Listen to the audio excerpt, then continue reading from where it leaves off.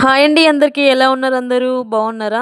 ఈ రోజు అయితే నేను కొబ్బరి చికెన్ బిర్యానీ చేయబోతున్నా. దానికోసం ఏమేం కావాలో చూసేయండి. ఇవన్నీ ముందే కట్ చేసి పక్కన పెట్టేసుకున్నా. కొత్తిమీర, పుదీనా, కరివేపాకు, ఇంకా బిర్యానీకి కావాల్సిన సామాన్ అంతా, మళ్ళీ చికెన్ నీట్గా వాష్ చేసుకొని అన్ని పక్కన రెడీగా పెట్టుకున్నా. ఎందుకంటే వీటిని ఒక్కొక్కటి తెచ్చుకుందామని నేను పోతా ఉంటే కొన్ని మాడిపోతా ఉన్నాయి, అందుకని ముందే తెచ్చి పక్కన పెట్టేసుకున్నా. ఇంకా ఓ పక్కేమో బాస్మతి రైస్ కూడా కడిగి బాగా నానబెట్టేసి పెట్టినా. ఇంకా ఉల్లిపాయలు, టమాటాలు, పచ్చిమిరపకాయలు కూడా కట్ చేసి పెట్టేసిన. అన్నట్టు ముందు ఇది చూడండి, కుండ మొన్న చేపల కూర చేసినా కదా ఒక దాంట్లో, ఆ కుండతో పాటే ఇది కూడా తెచ్చుకున్నా.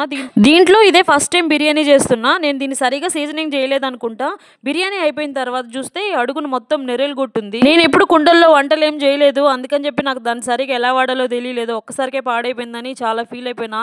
ఎందుకంటే చాలా ఇష్టపడి ఎప్పటి నుంచో తెచ్చుకుందాం అనుకుని తెచ్చుకున్నా వీటిని. ఏదో వీడియోలో చెప్తుంటే విన్నా, పొయ్యి వెలిగించక ముందే నూనె పోయాలంట కుండలో. నేను కూడా ముందు నూనె పోసిన, మరి ఎక్కడ మిస్టేక్ జరిగిందో ఏమో.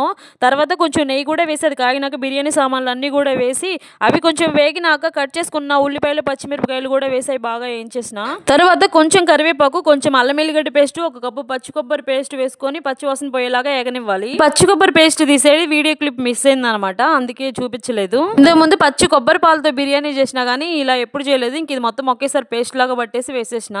తర్వాత కట్ చేసి పెట్టుకున్న టమాటా ముక్కలు, కసూరి మేతి, క్లీన్ చేసి పెట్టుకున్న పుదీనా వేసి ఒకసారి కలపాలి. ఇంకా టమాటా ముక్కలు బాగా మగ్గేదాకా ఏగనివ్వాలి.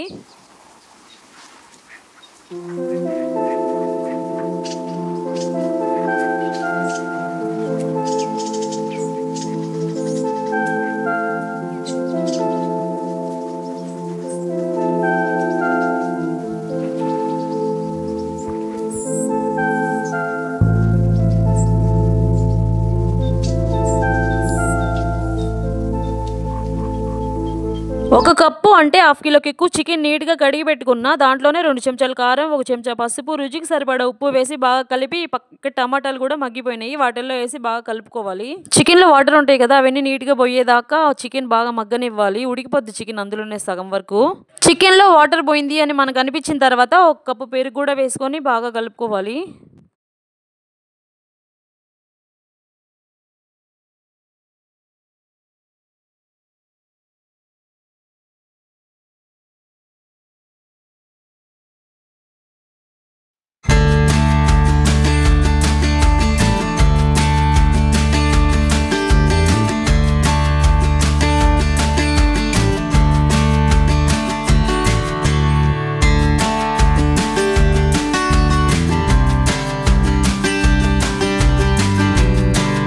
పెరుగు ఫ్లేవర్ అనేది చికెన్ ముక్కలకు బాగా పట్టాలంటే ఇంకొక 5 నిమిషాలు ఉడికించుకోవాలి. తర్వాత మనం ముందు క్లీన్ చేసి పెట్టుకున్న బాస్మతి రైస్ని అందులో వేసేసి బాగా కలుపుకున్న తర్వాత 1.5 గ్లాస్ బాస్మతి రైస్కి 3 గ్లాసులు వాటర్ పోయాలి కదా. నేను ఆల్రెడీ కొంచెం చికెన్లో వాటర్ ఉందని చెప్పేసి 2.5 గ్లాసు పోసిన.